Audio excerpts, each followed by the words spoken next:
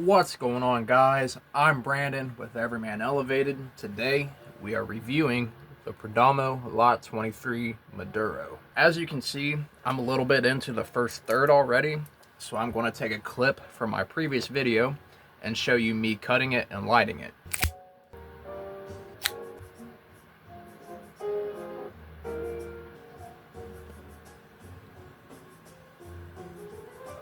With that out of the way, and my first few retrohales out of the way, I'm going to talk to you about the flavor.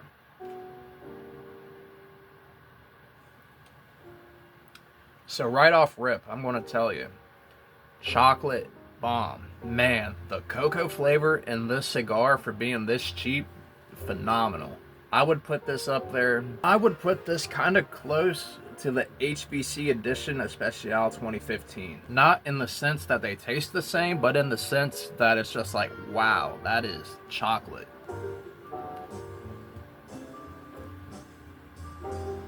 Man, I gotta pause real quick and clean up this ash because my dumbass let it fall. So along with the chocolate, I'm really getting some kind of cashew note with it. It's almost like if they made a chocolate covered cashew a thing. I don't know if that is a thing, but if it is, that's kind of what this tastes like. As we start to inch into the second third, I'm going to talk a little bit about the price point and some other aspects of the cigar. So to start off, this cigar is aged for 5 years. Well, let me rephrase that. The sticks themselves are not aged 5 years, but the wrapper and the filler that they use have been aged for 5 years. What you're looking at is going to be Cuban seed Nicaraguan binder, filler, and wrapper. With the wrapper being the Maduro version, they do have 3 total versions of the cigar with 3 different wrappers, which I believe is Connecticut, Sun-Grown, and Maduro. Now, personally, I paid $7 for this stick, but looking online, I think it goes for about $9 to $10. But even if you cannot find this for the price that I did, it's a great cigar so far. This could change, but I don't see it changing. If the flavor profile were to stay like this, I would still consider it a great cigar. Now we are into the second third. Let's smoke it and see what happens. So real quick, now that I got the label off, I want to show you how beautiful the wrapper is. Hope it focuses, but man, this is like the best applied wrapper I've ever seen. And this isn't even like a high-end cigar. Definitely points to Perdomo. And also, real quick, I want to show you guys how great this band is. So as you can see, it says Esteli, Nicaragua, Lot 23 with the name Perdomo.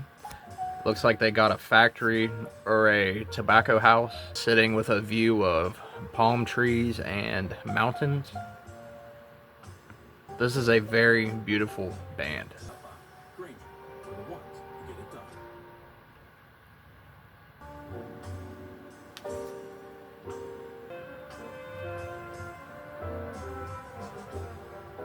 So, I was just writing in my cigar journal a little bit about this cigar. I have terrible handwriting, so I'm not going to show you that much of it. But in the second half, the cashew taste is kind of like a wood taste. It's definitely more like woods. And I'm not sure how many of you have had either the Hemingway. Personally, I had the Hemingway short story from Fuente. That signature wood taste that you get from a Fuente cigar, I really get that in the second half here. I'm tasting some similarities to the Hemingway, even beyond the wood taste. You know, the finish on this is kind of like an espresso, definitely a coffee of some kind. And towards the end of the Hemingway, I kind of tasted a mocha coffee. This isn't necessarily a mocha coffee, but I do get some kind of coffee note. Oh man. I'd like to say I'm also pairing it with a Dr. Pepper Cherry. It's making it so good. Funny enough, if you look on the Perdomo website, they say that a good pairing for this cigar is red wine. And no, Dr. Pepper does not taste like red wine.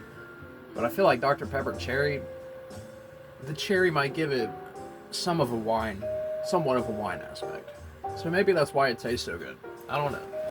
But what I do know is the chocolate flavor is staying strong. This is one of the most chocolatey cigars I've had, and I really didn't expect that coming from such a budget-friendly cigar. Well, I don't know if you consider $7 budget-friendly. I certainly do. But yeah, I know for most people, it's like 9 to 10 bucks, at least from what I've seen online. Maybe it's just Ohio prices, you can get them at 7 bucks, but it's great. The construction, beautiful, like.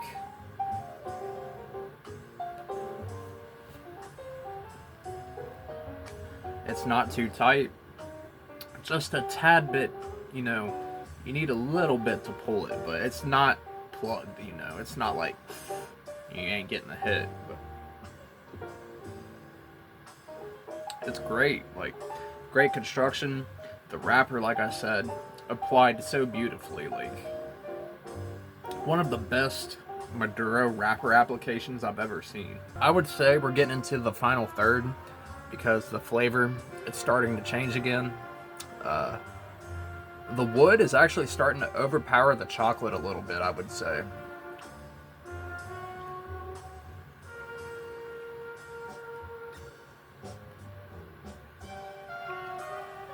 For sure, yeah.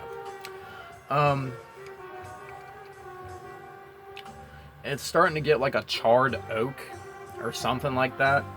Maybe charred cedar. Still really reminiscent of like the Fuente kind of wood taste. Maybe more charred or a different type of wood. Still chocolate present, but like I said, I think it was strongest. Probably strongest in the second half. The second half, just beautiful chocolate flavor with a bit of that oak. Yeah, as we're stretching into the final home run, it's definitely leaning more towards the wood taste. Alright guys, I'm going to give you my final thoughts on this cigar and end the video. So I'm just going to say it. This is probably my #1 budget cigar now. As long as my local place has them under 10 bucks, this is going to be my favorite budget smoke. Incredible flavor. Not too strong, another ad. But yeah, incredible flavor. Not too strong, not too weak. The body is perfect. The construction is beautiful, I'm telling you. Not too hard to pull it, not too much airflow. The wrapper, I've said it enough already, but it's beautifully applied. Slightly wavy burn, but I only had to relight or fix the burn twice. So in my book, that's a win. I don't think I've expressed it good enough how much I actually enjoy this. So this is how I'm going to put it into a scale for you guys. When I did my review on the Hemingway short story, I believe I gave it an 8.3, yeah. And I've had that cigar 4 times. With this being how cheap it is and how good it is for that price, I'm going to give it like an 8.4. The thing that gives this cigar a winning edge over the Hemingway is the price point.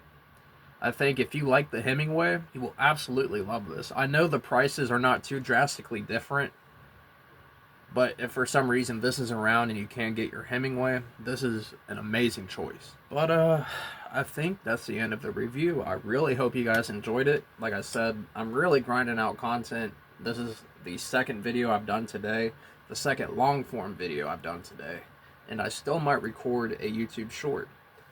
So I've been falling in love with making videos again, and I'm really glad that I am, because I miss creating content for you guys, especially the ones that are enjoying my new take doing the cigar videos. If you're new, I hope you stick around. If you've been around, I hope you stay around. Thank you for returning.